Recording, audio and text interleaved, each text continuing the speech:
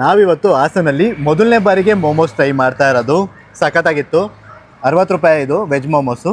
Total 8 pieces ಬಂದಿತ್ತು. So taste ಕೂಡ ಸಖತ್ತಾಗಿತ್ತು. ಸಿಕ್ಕಿಂ ಮೋಮೋಸ್ ಅಂತ. ಇದು ಎಮ್ ಜಿ ರೋಡ್ ಇದೆಯಲ್ಲ, M G ರೋಡ್ನ 74ನೇ stall.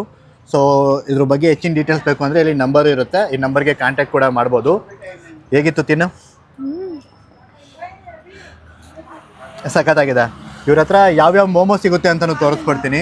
Paneer fry, veg fry, egg fry, ಮತ್ತು ವೆಜ್ ಸ್ಟೀಮು, ಮತ್ತು egg steam, paneer steam, paneer chilli. So ಇದ್ರ ರೇಟ್ಗಳು ಕೂಡ ಇಲ್ಲೇ ಹಾಕಿರ್ತಾರೆ. ಮತ್ತು ಬ್ರೆಡ್ ಆಮ್ಲೆಟು ಕೂಡ 50 ರೂಪಾಯಿಗೆ ಸಿಗ್ತಾ ಇದೆ.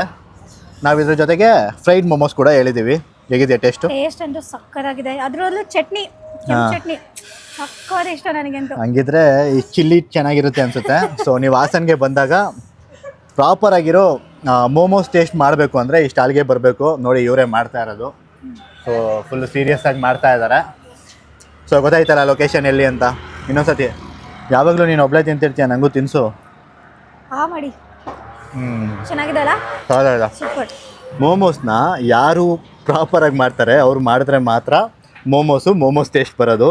ಸೊ ನೀವು ಹಾಸನಲ್ಲಿದ್ದರೆ ಈ ಸ್ಟಾಲ್ಗೆ ಬರೋದನ್ನ ಮಾತ್ರ ಮರೆಯೋದಕ್ಕೆ ಹೋಗ್ಬಿಡಿ.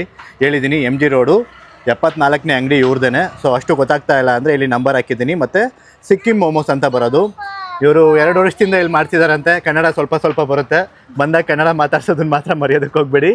ಮೋಮೋಸ್ ಮಾತ್ರ ಸಖತ್ತಾಗಿತ್ತು. ಇವಾಗ ಫ್ರೈಡ್ ಮೋಮೋಸ್ ಟ್ರೈ ಮಾಡ್ತಾ ಇದ್ದೀವಿ. ಇದು ಕೂಡ ಚೆನ್ನಾಗಿರುತ್ತೆ.